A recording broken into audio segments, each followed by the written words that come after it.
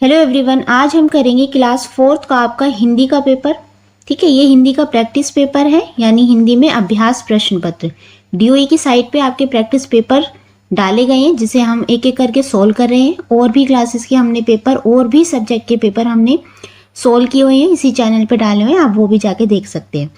आज हम class 4th का हिंदी का पेपर सोल्व करेंगे और ये है आपका परीक्षा वार्षिक परीक्षा 2025-26 का पेपर। विषय आज का हमारा रहेगा हिंदी। अधिकतम मार्क्स हैं आपके 50 मार्क्स का आपका ये पेपर आता है। कक्षा है 4th और समय है आपको मिलेगा 2 घंटे, यानी कि इस पेपर को करने के लिए आपको 2 घंटे मिलेंगे और 50 मार्क्स का आपका ये पेपर होगा। ठीक है, सबसे पहले इसके कुछ सामान्य निर्देश हैं, जो जनरल इंस्ट्रक्शंस हैं उसे पढ़ लेते हैं। फर्स्ट है, सभी प्रश्न अनिवार्य हैं। जो भी प्रश्न यहाँ दिए गए हैं वो आपको सारे करने हैं। सेकेंड है, इस प्रश्न पत्र को 4 भागों में बांटा गया है। भाग 1 है इसमें पठन का, जो 10 मार्क्स का है, 10 अंक का है। भाग 2 है लेखन कार्य, ये भी आपके 10 अंक का है। भाग 3 है व्याकरण, ये भी आपका 10 मार्क्स का है। और भाग 4 है आपकी पाठ्य पुस्तक, ये है आपके 20 नंबर की। ठीक है, थर्ड पॉइंट है, प्रत्येक प्रश्न के अंक उसके सामने अंकित है, यानी जो भी क्वेश्चन जितने मार्क्स का है उसके सामने ही उसके अंक लिखे हुए हैं कि वो कितने नंबर का है। ठीक है, सबसे पहले शुरू करते हैं भाग 1, जो है पठन कार्य। प्रश्न पहला है, दी गई कहानी को ध्यान पूर्वक पढ़िए। नीचे आपको एक कहानी दी हुई है, उसको आपको ध्यान से पढ़ना है। फिर इसी कहानी पर आधारित नीचे आपसे 5 प्रश्न पूछे जाएंगे, जिनका आपको आंसर करना है और उसके उत्तर आपको इसी कहानी में मिलेंगे। ठीक है, 5 प्रश्न है, एक एक नंबर का आपका प्रश्न होगा, यानी 5 नंबर का होगा ये। तो इसको पढ़ते हैं पहले ध्यान से। एक बार किसी शहर के पास एक भवन के निर्माण का कार्य हो रहा था। वहीं पर भवन के लिए लकड़ियां चीरने का काम चल रहा था। जब खाने का समय हुआ तो एक आधे चिरे हुए लकड़ी के लट्ठे में मजदूर ने एक किला फंसा दिया और खाना खाने के लिए चला गया। अचानक एक शरारती बंदर की नज़र वहां पर पड़े अध चिरे लट्ठे पर पड़ी। अध चिरे यानी कि एक पूरा लट्ठा था इस तरीके से। ठीक है, इसको बीच में से आधा कर दिया। तो एक जो शरारती बंदर था उसकी नज़र पड़ गई उस लट्ठे पे। उसने किले को बाहर निकालने के लिए अपना पूरा जोर लगा दिया। इससे किला हिलने लगा तो वह बहुत खुश हुआ और वह जोर से उस किले को हिलाने लगा। इस धींगा मुश्ती के दौरान, यानी कि इस खींचतान के दौरान, बंदर की पूंछ लकड़ी के लट्ठे के 2 पार्टों के बीच में आ गई। उसने जोर से एक झटका लगाया और वह किला बाहर आ गया। लकड़ी के चिरे हुए दोनों भाग आपस में जुड़ गए और इन 2 पार्टों के बीच में बंदर की पूंछ आ गई। बंदर जोर से चिल्लाया। तभी मजदूरों को आता हुआ देखा बंदर ने भागने के लिए जोर लगाया। अधिक जोर लगाने के कारण उसकी पूंछ टूट गई और वह चीखता हुआ भागा। ठीक है, तो ये कहानी दी हुई है। नीचे लिखे प्रश्नों के सही उत्तर पर घेरा लगाए। अब आपको नीचे कुछ प्रश्न लिखे हुए हैं, उसको आपको आंसर देखना है। प्रश्न पहला है, इसमें भवन के निर्माण का कार्य कहाँ हो रहा था? गांव के पास, नदी के पास, जंगल के पास या शहर के पास? कैसे पता लगाएंगे इसका आंसर? देखो यहाँ देखें, ये है ना कहानी। तो एक बार किसी शहर के पास भवन के निर्माण का कार्य हो रहा था। कहाँ हो रहा था? शहर के पास। तो आंसर क्या हो जाएगा? हमारा आंसर हो जाएगा आंसर नंबर डी, शहर के पास। ठीक है, प्रश्न दूसरा है, धींगा मुश्ती शब्द का क्या अर्थ है? आया था ना इस कहानी में धींगा मुश्ती, इसका अर्थ होता है खींचतान। ठीक है, प्रश्न तीसरा है, अध चिरे लट्ठे में मजदूर ने क्या फंसा दिया था? तो अभी हमने पढ़ा था कि वो खाना खाने से पहले जब जा रहा था खाना खाने, तो उसने लकड़ी के लट्ठे में मजदूर ने किला फंसा दिया था। ये है इसका आंसर। तो यहाँ हो जाएगा आंसर नंबर ए, किला। प्रश्न चौथा है, लट्ठे के 2 पार्टों के बीच में क्या आकर टूट गया था? तो 2 पार्टों के बीच में बंदर की पूंछ आ गई थी और वो टूट गई थी। प्रश्न 5 है, कहानी के आधार पर बताइए कि बंदर कैसा था? तो हमने पढ़ा था कि बंदर कैसा था? शरारती था। देखो इस कहानी में लिखा भी है, ये लिखा शरारती बंदर। तो आंसर आपको सारे जो भी अपठित गद्यांश दिया हो या कहानी दी हो उसी में से आपको फाइंड आउट करने हैं। ठीक है, नेक्स्ट देखते हैं क्वेश्चन नंबर 2। दी गई कविता के आधार पर नीचे लिखे प्रश्नों के सही उत्तर चुनिए। अब यहाँ पे आपको एक कविता दी हुई है, उसे आपको पढ़ना है। फिर नीचे आपसे कुछ प्रश्न पूछे जाएंगे, उनका आपको आंसर करना है। 5 प्रश्न पूछे जाएंगे और हर प्रश्न 1-1 नंबर का होगा। ठीक है, तो चलिए कविता पढ़ते हैं। मैंने देखा एक भालू जो था खूब भारी, जिसके पीछे पड़ी थी मधुमक्खियां सारी। भागते भागते जा गिरा तालाब में, भीगा भारी भालू। सोची भालू ने बस यही बात एक, छत्ते में से शहद थोड़ा सा खा लूं। मधुमक्खियों को आता देख भागा भीगा भारी भालू। घुस गया अपनी गुफा के भीतर, सोच खुद को कहाँ छुपा लूं। अब प्रश्न को देखते हैं। प्रश्न पहला आपसे पूछा है, भालू के पीछे कौन पड़ा हुआ था? तो हमने देखा ना, जिसके पीछे पड़ गई मधुमक्खियां सारी, तो उसके पीछे पड़ी थी मधुमक्खियां। Answer number D. प्रश्न दूसरा है, मधुमक्खियों के घर को क्या कहते हैं? तो मधुमक्खियों के घर को गुफा, कोटर, बिल या छत्ता कहते हैं। तो इसका आंसर हो जाएगा आंसर नंबर डी कि मधुमक्खियों के घर को छत्ता कहते हैं। प्रश्न तीसरा है, भालू कैसे भीग गया था? नदी में नहाने से, बारिश की बूंदों से, तालाब में गिरने से या तालाब में तैरने से? तो वो तालाब में गिरने से भीग गया था। आंसर देखो यहाँ लिखा होगा, ये रहा, भागते भागते जा गिरा तालाब में, है ना। नेक्स्ट है प्रश्न चौथा है, मधुमक्खियों से बचने के लिए भालू ने क्या किया?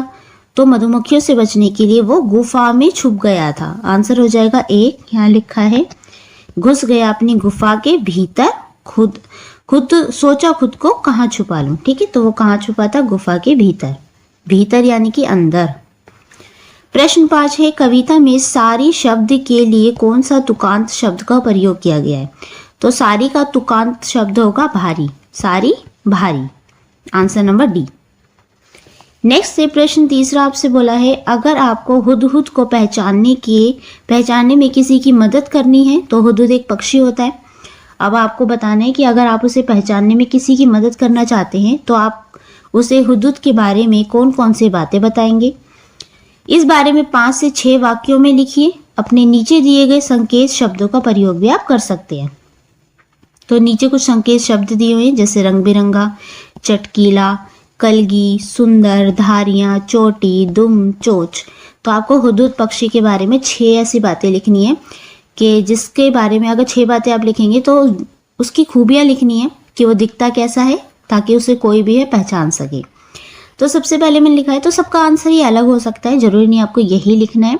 आप अपने तरीके से, अपनी क्लास टीचर ने आपको बताया होगा, आपने चैप्टर पढ़ा होगा, उसमें भी होगा, तो आपको वैसे लिखना है आंसर। मैं आपको थोड़ा सा एग्जाम्पल के लिए बता देती हूँ। फर्स्ट है, हुदहुद एक रंग बिरंगा पक्षी है जो अपने चमकते पंखों के लिए जाना जाता है। सेकेंड है, उसकी चोंच लंबी और मजबूत होती है जिससे ये जमीन के कीड़े निकालता है। तीसरा है, हुदहुद का शरीर चटकीला और सुंदर होता है जो इसे आकर्षक बनाता है, नाक के पीछे आकर डंडा आएगा। ठीक है। चौथा है, इसकी धारी और कलगी सर पर होती है जो इसे विशिष्ट बनाती है। 5 है, हुदहुदी की चोटी पर एक विशेष प्रकार की कलगी होती है जो इसे पहचानने में यहाँ आएगा पहचानने, ठीक है, ये लिखेंगे, पहचानने में मदद करती है। छठा है, ये पक्षी अपनी दुम को तेजी से हिलाता है और उड़ते समय सुंदर लगता है। ठीक है, तो ये सारी बातें आप लिख सकते हैं। अब नीचे यहाँ पे देखो अथवा लिखा हुआ है, तो ऊपर वाले प्रश्न में से और नीचे में से आपको एक ही करना है। नीचे वाला प्रश्न है, पाठ सुनीता की पहिया कुर्सी पढ़कर आपके मन में कई सवाल और बातें आई होंगी। यह बातें लगभग 5 वाक्यों में लिखकर बताइए। आप नीचे दिए गए संकेत शब्दों का प्रयोग भी कर सकते हैं। तो आपने पाठ पढ़ा होगा सुनीता की पहिया कुर्सी, ठीक है, तो आपको उस पाठ को पढ़ के आपके मन में जो भी सवाल आए हैं, जो भी बातें आई हैं, उनको आपको 5 वाक्यों में लिखना है। 5 वाक्य लिखने, आपके 5 नंबर का ये क्वेश्चन है। नीचे संकेत शब्द दिए हुए हैं, जैसे पढ़ना, खेलना, काम करना, घर, मदद, पहिया कुर्सी, पैडल। इन शब्दों का आप उस 5 वाक्यों में प्रयोग यूज कर सकते हैं। ठीक है, तो ये आप खुद करेंगे क्योंकि ये पाठ आपने पढ़ा होगा सुनीता की पहिया कुर्सी, है ना। तो उसके बारे में आपको 5 वाक्य लिखने हैं और जो भी वाक्य लिखेंगे उसमें ये शब्दों का आप यूज कर सकते हैं। ठीक है, ये आप खुद करेंगे क्योंकि जरूरी नहीं आपके जो रियल एग्जाम होगा उसमें यही पूछा जाए। ये तो हम प्रैक्टिस पेपर कर रहे हैं क्योंकि आपके बुक में से इतने सारे पाठ हैं, उसमें से कोई सा भी आपसे प्रश्न पूछा जा सकता है। सबके आपकी प्रैक्टिस करके जाना है। नेक्स्ट है, अब आपको एक पिक्चर दी हुई है, तो इस पिक्चर को देख के प्रश्न चौथा है दिए गए चित्र की मदद से एक कहानी लिखिए।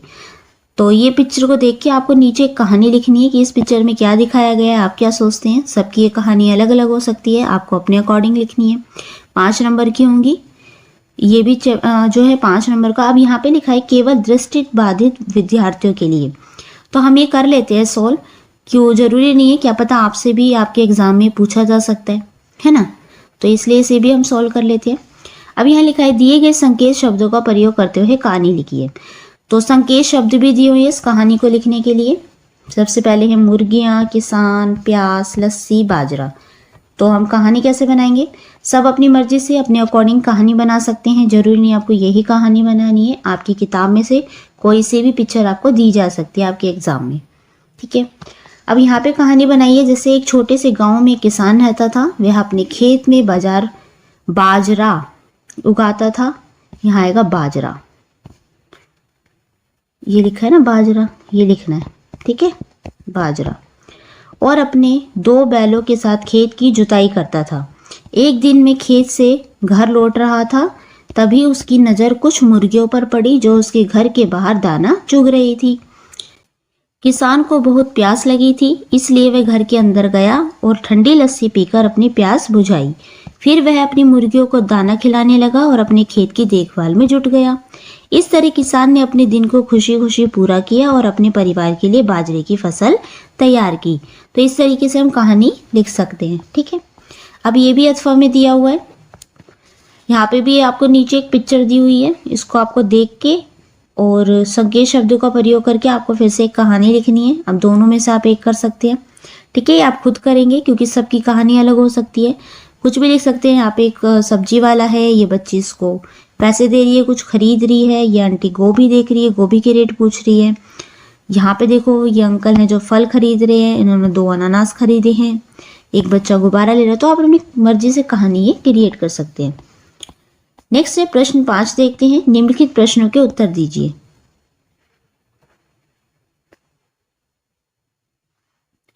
प्रश्न पहला है नीचे दिए गए शब्दों में सही स्थान पर चंद्र बिंदु लगाइए। तो आपको चंद्र बिंदु पता होगा, इस तरीके से लगता है। सबसे पहले यहाँ लिखा है माँ, यहाँ लगा दिया, और फूक, दोनों में क्या आएगा चंद्र बिंदु। इस तरीके से आप लगाएंगे। प्रश्न दूसरा है निम्न वाक्य में विशेषता बताने वाले शब्दों के नीचे रेखा खींचिए। विशेषता आपको पता होगा, जब किसी भी संज्ञा या सर्वनाम की विशेषता बताई जाती है उसे विशेषण कहते हैं। तो ये विशेषता बताने वाले शब्द होते हैं जिन्हें विशेषण भी कहा जाता है। जैसे आज घर में चटपटी दाल और कुरकुरे पापड़ बने हैं। दाल कैसी है, चटपटी, चटपटी क्या हो गई, विशेषता हो गई। पापड़ कैसे है, कुरकुरे, तो कुरकुरे भी क्या हो गई, विशेषता। तो यहाँ पे चटपटी और कुरकुरे के नीचे हमने अंडरलाइन कर दिया, ये क्या है, विशेषता बताने वाले शब्द। प्रश्न तीसरा है निम्न वाक्य में संज्ञा शब्दों के नीचे रेखा खींचिए। अब आपको पता होना चाहिए संज्ञा शब्द किसे कहते हैं, ठीक है, व्याकरण में आपने पढ़ा होगा। अब नीचे आपको एक वाक्य दिया हुआ है, इसमें जो जो संज्ञा है उसके नीचे आपको रेखा खींचनी है। जैसे डांडी, गांधी जी, समुद्र, पानी, ये सब क्या है, और नमक, ये संज्ञा शब्द है। तो इसके नीचे हमें अंडरलाइन करना था। प्रश्न चौथा है निम्न वाक्य में काम वाले शब्दों के नीचे रेखा खींचिए। काम वाले शब्द कौन कौन से हैं, पहले एक वाक्य पढ़ते हैं। धनी बिन्नी को खींच कर ले गया और पेड़ से बांध दिया।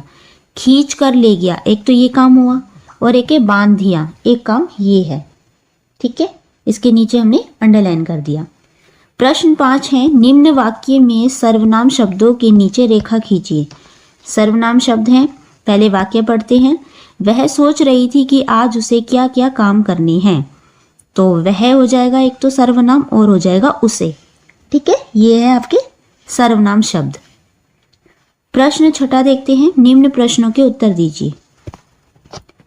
प्रश्न पहला है सही वर्तनी वाले शब्द पर गोला लगाए। कौन सा, इन चारों में से कौन सा जो शब्द है सही लिखा है उस पर आपको सर्कल लगाना है, गोला लगाना है। तो यहाँ लिखा है व्यवहार, तो जो सही लिखा है वो है डी वाला, जिसपे हमने ऐसे सर्कल लगाया है। प्रश्न दूसरा है निम्न शब्दों के विपरीत अर्थ वाले शब्द लिखिए। विपरीत होते हैं विलोम शब्द।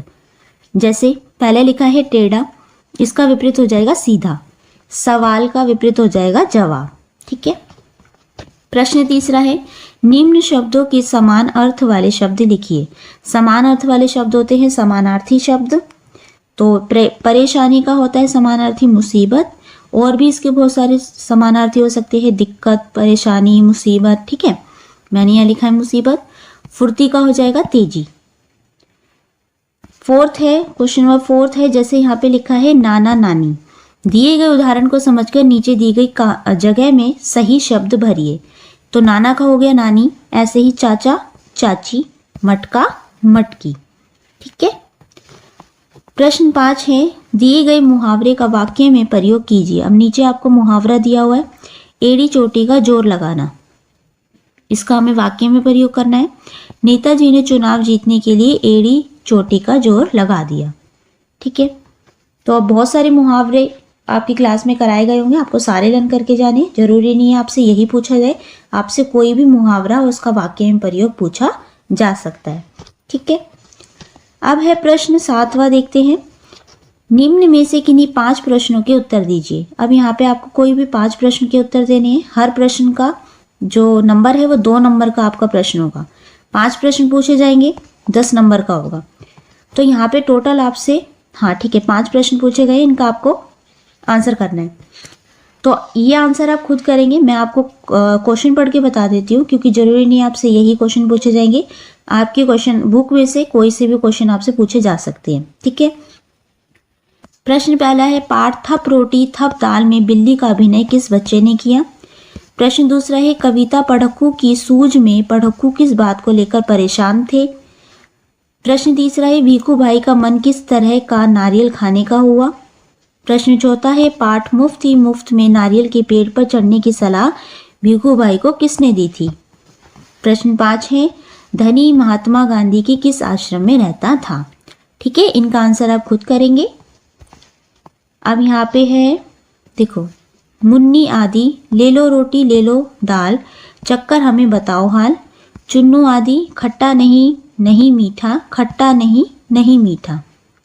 प्रश्न 8 है, पाठ थप रोटी थप दाल में चुन्नू ने दाल को पहले खट्टा फिर मीठा क्यों बताया।